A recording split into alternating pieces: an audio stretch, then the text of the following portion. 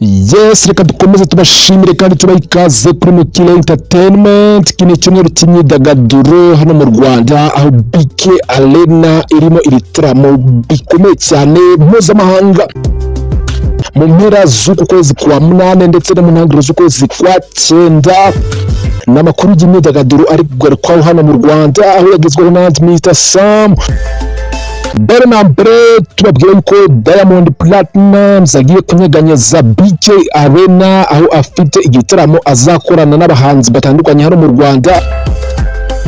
Byose ryo tugiye kurebera hamwe muri kiganiro. Turarebera hamwe amakuru avuga ko umuhanzi Element L yahuje imbaraga n'umuhanzi mpuzamahanga wo muri Leta Zunze Ubumwe za Amerika witwa Neyo, aho bagiye gukorana indirimbo kuri album ya mbere umuhanzi Element L agiye gushyira ahagaragara kuva yatangira umuziki. Hanyuma umuhanzi w'icyamamare Rema wo mu gihugu cya Nigeria nawe agiye kunyeganyeza BK Arena. Ni mu gitaramo kizasoza icyumweru cyo kwita amazina Ingagi. Iki gitaramo cya Rema kizaba tariki 5 z'ukwezi kwa cyenda uyu mwaka wa 2026. Mu by'ukuri ni ukuvuga ngo impera z'uku kwezi kwa munane ndetse n'intangiriro z'ukwezi kwa cyenda ni impera zidasanzwe z'imyidagaduro hano mu Rwanda. Aya niyo makuru y'imyidagaduro tugiye twagarukaho hano kuri Mukile Entertainment. Niba uri mushya hano kanda subscribe kandi like, uduhe igitekerezo cyawe muri comment. Umuhanzi Diamond Platnumz ategerejwe i Kigali tariki ya 29 z'uku kwezi mu bitaramo bye yise Diamond Platnumz Experience. Ni ibitaramo bikomeye azahuriramo n'abahanzi barimo Bruce Melody, Nelly Ngabo, Ishkaven, DJ Marno ndetse n'umuhanzi bita Etania. Ni bamwe mu bazasusurutsa abazitabira ibi bitaramo biteganyijwe kuzabera i Kigali hano muri BK Arena.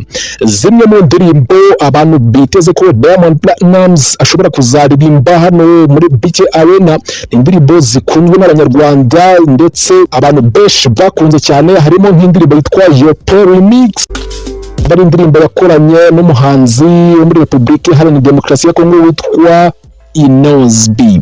Harimo n'indi ndirimbo ya kabiri yitwa Wa yakoranye na Koffi Olomide, nayo akaba ari mu ndirimbo abantu bategereje ko Diamond azakoresha mu gususurutsa abazitabira ibi bitaramo bya Diamond Platnumz Experience. Hari indirimbo yitwa Inama, hari indirimbo yitwa Jeje, Nana Komasava yahuriyemo na Justin Derulo, Enjoy, African Beauty, Wa na Pom Pom. Pom Pom ni indirimbo igezwe cyane mu Rwanda yakoranye na Bruce Melody, nayo akaba ari mu ndirimbo mu by'ukuri abantu biteze ko Diamond Platnumz azakoresha mu gususurutsa abazitabira ibi bitaramo byiwe bizabera muri BK Arena. Andi makuru rero kugenda agarukwa mu myidagaduro nuko bivugwa ko uyu Diamond ashobora kuzazana itsinda ry'abarenga 30 mu gihe azaba ari gukora ibi bitaramo bya Diamond Platnumz Experience. Kuri Wasafi bivuga ko mu by'ukuri azazana timu nini cyane mu buryo bwo gususurutsa abantu, kuko ngo ari ibintu yateguye neza, yumva ko agiye gushimisha abakunzi b'umuziki we bari hano mu Rwanda cyangwa se no mu karere k'ibiyaga bigari. Mu yandi makuru rero kugenda agarukwaho y'imyidagaduro hano mu Rwanda nuko nkuko nababwiye umuhanzi Element L agiye gukora indirimbo iri ku rwego mpuzamahanga, ndetse album ye ya mbere iriho n'abandi bahanzi bakomeye cyane. Nkuko nabivuze ntangira, yagiye gukorana indirimbo na Neyo, umuhanzi ukomeye cyane muri Leta Zunze Ubumwe za Amerika. Kuri iyi album ye bivugwa ko izasohokaho n'abandi bahanzi bagezweho by'abamare ku mugabane wa Afurika, by'umwihariko abo mu gihugu cya Nigeria nk'uwitwa Ruga ni umuhanzi ugezweho cyane, Kiss Daniel, ndetse n'umukobwa muto cyane nawe ufite abafana benshi cyane uri kuzamuka neza mu muziki wa Nigeria bitwa King Madi. Uyu nawe avugwa ko azasohoka kuri album ya Element L agiye gushyira ahagaragara. Element rero yamaze kwigarurira abakunzi b'umuziki si mu Rwanda gusa no muri Afurika ndetse no ku isi muri rusange, bitewe n'indirimbo yakoze zikaba mega hit. harimo nk'indirimbo Kashe, Milele, Maso, Food Tour n'izindi zitandukanye.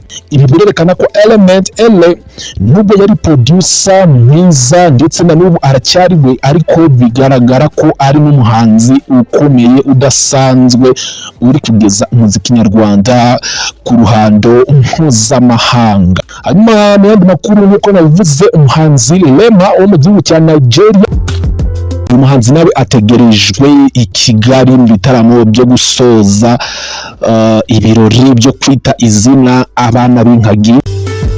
Iki gitaramo Rema azagikorera muri BK Arena tariki 5 z'ukwezi kwa 9 uyu mwaka. Rema si ubwa mbere ageze i Kigali, aheruka i Kigali mu bitaramo mwaka wa 2021 yataramiye i Kigali ndetse akora n'ibindi bitaramo bitandukanye muri Afurika no ku rwego mpuzamahanga.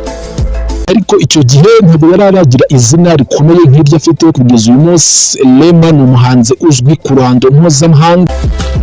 Biteganyijwe ko muri ibi bitaramo azahurira kuri stage n'abahanzi barimo Kivumbi King ndetse n'abandi bataratangazwa. Rema rero ni umuhanzi ugezweho ndetse afite indirimbo zakunzwe zabaye mega hit, harimo nk'indirimbo bita Calm Down, indirimbo yakoze remix yayo akoranye na Selena Gomez, akaba ari imwe mu ndirimbo ze zamugize umuhanzi w'icyatwa. Mu zindi ndirimbo rero zigira ku 10 biteganyijwe ko uyu muhanzi Rema azakoresha mu gutaramira hano i Kigali, harimo indirimbo yitwa Domebi, harimo indirimbo ifite uburyo yakunzwe n'abantu benshi cyane, indirimbo yitwa Sound Gum, indirimbo yitwa Calm, Azamani, Ozeba, Holiday, Bad Boys, Woman. Izi ni zimwe mu ndirimbo biteganyijwe ko umuhanzi Rema ashobora kuzakoresha mu gususurutsa abakunzi b'umuziki w'Abanyarwanda mu bitaramo bye bizabera hano muri BK Arena.